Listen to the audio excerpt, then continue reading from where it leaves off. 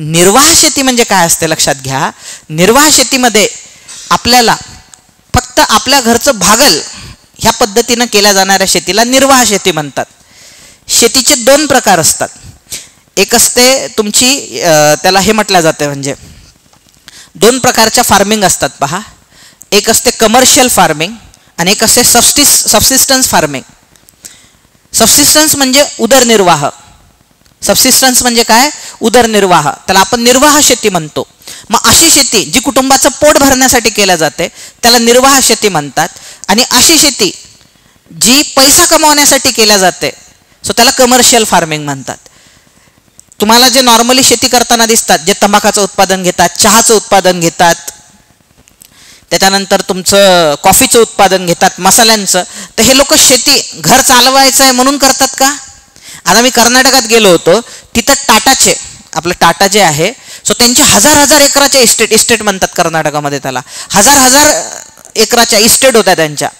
म्हणजे त्याच्या डोंगरात नद्या पण येत होत्या. म्हणजे सगळं कोणाच्या मालकीचं? टाटाच्या मालकीचं. मग मला सांगा घरी बायको लेकराचं पोट भरण्यासाठी त्यांना केलेली आहे का ती शेती एवढी? ती शेती होती commercial farming. Commercial farming rugged पैसा कमवण्यासाठी केल्या जाते आणि जी सबसिस्टन्स फार्मिंग असते ते कुटुंबाचं पोट भरण्यासाठी केल्या जाते. तुमचे आई बाबा जे करतात ती उदरनिर्वाह शेती आहे, ती सबसिस्टन्स फार्मिंग आहे, कारण तुमच्या कुटुंबाचं पोट त्याच्यावर धकलं पाहिजे. मग आता जे लोक निर्वाह शेती करतात ते श्रीमंत असतात का? अमेरिकेमध्ये कमर्शियल फार्मिंग केल्या जाते. कमर्शियल फार्मिंग म्हणजे काय? तर त्यांना जर फवारणी करायची असेल तर ते जेटवाल्याला कॉल लावतात, जेट पाठव रे तुझा, ते मोठं जेट येते पा उडत याच्यात एकदाच फवारणी करते 1000 एकराची. एका तासात तर फवारणी होऊन जाते तुमची पूर्ण. जर खतं द्यायची असेल तर एकदाच मागवल्या जातात. म्हणजे ते खतं प्रोव्हाइड करणाऱ्या मशीन्स असतात. पिकाची कापणी करायची आहे तर कापणी, छननी, त्याचं क्लिनिंग, पॅकिंग एकाच वेळेस होते त्यांचं. भयानक पैसा कमावतात ते त्याच्यातून. लक्षात. मग जर आपल्या देशामध्ये कमर्शियल फार्मिंग केल्या गेली तर राष्ट्रीय उत्पन्न वाढेल की कमी होईल? अबे सांगा. आज थंड बसू नका. आणि निर्वाह शेतीमुळे वाढेल का? त्यातून मिळणारं उत्पन्न खूप थोडंसंच असते. कमर्शियल फार्मिंगमध्ये एवढं मिळत असेल तर निर्वाह शेतीत एवढंच मिळते, कारण ते गरीब लोक करत असतात. लक्षात. मग त्यामुळं निर्वाह शेतीमुळं राष्ट्रीय उत्पन्न वाढत नाही. पण कमर्शियल फार्मिंगमुळं काय होणार आहे? वाढणार आहे, प्रचंड वाढणार आहे. लक्षामध्ये. म्हणून हे जे आहे राष्ट्रीय उत्पन्न, आपल्यास राष्ट्रीय उत्पन्नाचा कमी आकडा प्राप्त होतो. तर हे यांचं म्हणणं बरोबर आहे की चुकीचं आहे रे? कळालं का डोक्याच्या वरून गेलं? लय सोपं आहे, काहीच अवघड नाही आहे, फक्त बुद्धी जागेवरती पाहिजे. वस्तू विनिमय पद्धत माहिती आहे का तुम्हाला? हो किंवा नाही म्हणा. विनिमय म्हणजे काय? मी शिकवलेलं आहे बरं का तुम्हाला. विनिमय म्हणजे काय? मी जेवढं विचारलं तेवढं सांगा. विनिमय म्हणजे काय? एक्सचेंज. मी जर त्यांच्यासोबत विनिमय करतोय, त्यांना म्हटलं माझा मोबाईल घ्या आणि तुमची वही द्या, आमच्या दोघात काय झाला? विनिमय. विनिमयाचं माध्यम काय? मोबाईल आणि वही. हो की नाही? आणि विनिमयाच्या माध्यमाला आपण काय म्हणतो?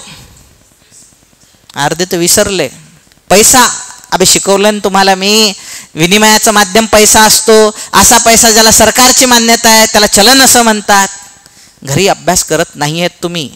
करत जरी असाल तर फक्त तुम्हाला वाटते तुम्ही करताय, पण त्या आयोगाला आणि सागर सरला वाटलं पाहिजे ना अभ्यास करताय म्हणून. मी शिकवलं नाही का तुम्हाला हे? पैसा म्हणजे विनिमयाचं माध्यम असते आणि चलन म्हणजे असा पैसा ज्याला सरकारची मान्यता असते. म्हणून रुपये हे चलन आहे, पैसा पण आहे. पण रुमाल, मोबाईल, चेक बँकेचे ह्यांना म्हणणार का आपण चलन? कारण त्यांना सरकारची मान्यता नाही आहे. चेक जो असतो बँकेचा त्याला कोणाची मान्यता असते? बँकेची, सरकारची थोडी असते. मग बँक बुडाली आणि तुम्ही चेक घेऊन गेले एखाद्याकडं आणि त्यांनी म्हटलं नाही आम्ही घेत नाही हा चेक, तर तुम्ही सरकार केस करू शकता का त्याच्यावर? चेक घेतला नाही माझा म्हणून. चेकला नकार पण देऊ शकता तुम्ही एखाद्या चेकला पैसे भरा बरं आणि त्यांनी म्हणू द्या आम्ही चेक घेत नाही, तर तुम्ही केस ठोकणार का त्यांच्यावर? नाही. पण तुम्ही जर कॅश द्यायला आले ह्यांनी जर नाही म्हटलं तर मग मात्र कारवाई होऊ शकते. मी सगळं सांगितलंय तुम्हाला. हे तुम्हाला आठवून काहीच नाही राहिलं आता. विनिमय म्हणजे कळालं का तुम्हाला? आधी बार्टर सिस्टीम असायची पहा, त्याला आपण वस्तू विनिमय म्हणायचो. गहू द्या त्याच्या मोबदल्यामध्ये वस्तू घ्या. सांबार चपला द्यायचा, मडकेवाला मडके द्यायचा. लक्षात. तेली तेल काढून द्यायचा. लक्षात. सो घरामध्ये म्हणजे बांधकाम करायला यायचे पा मजूर, ते बांधकाम करून द्यायचे, बदल्यात आपण धान्य द्यायचो. त्याला कोणती पद्धत म्हणतात? वस्तू विनिमय पद्धत म्हणतात की नाही? मग मला सांगा, वस्तू विनिमय पद्धतीच्या अस्तित्वामुळे आपल्यास राष्ट्रीय उत्पन्नाचा जास्त आकडा प्राप्त झाला का रे? नाही. वस्तू विनिमय पद्धतीवर अनेक मर्यादा आहेत. लक्षात, राष्ट्रीय उत्पन्नाचा जर मोठा आकडा प्राप्त करायचा असेल म्हणजे तुम्ही समजून चला, तुमच्या सिस्टीममध्ये वस्तू विनिमय पद्धत आहे म्हणजे तुम्ही विकसित आहात की अविकसित आहात रे? अविकसित आहात. त्याचे अनेक ड्रॉबॅक आहे. मला सांगा, वस्तू विनिमय पद्धतीत धान्य वापरत होते आधीचे लोक. 1 पायली 2 पायली माहित असेल ना तुम्हाला, पायली असते पहा. तर मला सांगा, रुपये जे आहे ते तुम्ही लॉंग टर्मसाठी स्टोअर करून ठेवू शकता की नाही? आज जर तुम्ही तिजोरीत पैसे ठेवले 10 वर्षांनी काढायला तसेच राहतात. ते धान्य तसंच राहते का? नाही राहत. लक्षात. त्याच्यानंतर जर असं आहे की बाबा तुम्ही एखादी प्रॉपर्टी विकत घेतली अमरावतीमध्ये आणि आता तुम्हाला पुण्याला शिफ्ट व्हायचं आहे, अमरावतीत नको राहायचं आहे तुम्हाला, तर तुम्ही अमरावतीतलं घरी तर आणू शकता का? नाही. मात्र पैसे आणू शकता की नाही विकून? मग पैसे आहे तुमच्या अर्थव्यवस्थे, म्हणजे तुमची अर्थव्यवस्था पुढारलेली आहे, तुमचं नॅशनल इन्कम चांगलं आहे. वस्तू विनिमय पद्धत आहे म्हणजे तुमचं राष्ट्रीय उत्पन्नाचा आकडा काय होणार? त्या ठिकाणी कमी प्राप्त होणार. इथं काय दिलेलं आहे? जास्त प्राप्त होणार. म्हणून हे विधान चुकीचं आहे. सी, आता काळी अर्थव्यवस्था म्हणजे कळालं का तुम्हाला? म्हणजे दिसायला काळी नाही. काळी अर्थव्यवस्था म्हणजे जिथं ब्लॅक मनी खूप आहे. ब्लॅक मनी जास्त आहे म्हणजे ते टॅक्स भरत नाही. टॅक्स भरत नाही म्हणजे नॅशनल इन्कममध्ये इन्क्लूड होणार का? नाही होणार. आता समजा मी 1 कोटी रुपये कमावले आणि टॅक्सच भरला नाही त्याच्यावरती, सरकारला करणार का सागर सरांचं उत्पन्न 1 कोटी आहे म्हणून? कसं कळणार? कळणारच नाही. आणि भारताचा GDP सांगतो तुम्हाला मी, मार्केट रेटनुसार जरी गेले तर 12, 13, 15 कोटीपर्यंत असणार, 15 ट्रिलियनपर्यंत असणार आहे. पण लोक काय करतात? टॅक्सच भरत नाही. माझं 1 कोटी उत्पन्न आहे, टॅक्सच भरलं नाही, झालं ना, 1 कोटी रुपये इन्क्लूडच होणार नाही आपल्या GDP मध्ये. लक्षात येते का तुमच्या? हे असं असतं. सो त्याच्यामुळे लक्षात घ्या, काळ्या अर्थव्यवस्थेच्या अस्तित्वामुळे आपणास राष्ट्रीय उत्पन्नाचा जास्त आकडा प्राप्त होतो. हे म्हणणं काय आहे? चुकीचं. उलट काळ्या अर्थव्यवस्थेमुळे राष्ट्रीय उत्पन्नाचा आकडा कमी होतो. म्हणून याचं उत्तर काय आहे? फक्त अ बरोबर. हा सोप्या कॅटेगरीतला प्रश्न आहे. जे 10-10 वर्ष अभ्यास करणारे पोरं याला खाऊन टाकतात. अशा प्रश्नांना डायरेक्ट खाऊन टाकतात, गुपूर.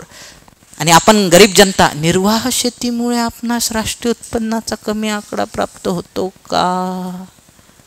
ठीक आहे. वस्तू विनिमय पद्धतीच्या अस्तित्वामुळे आपल्यास राष्ट्रीय उत्पन्नाचा जास्त आकडा प्राप्त होतो का? जाऊ दे, पुढचा क्वेश्चन सोडवतो. आणि मग आपणच म्हणतो आयोग लय अवघड क्वेश्चन काढायला लागला, इकॉनॉमिक्स मला येत नाही, जेव्हा की इकॉनॉमिक्स लय सोपं आहे.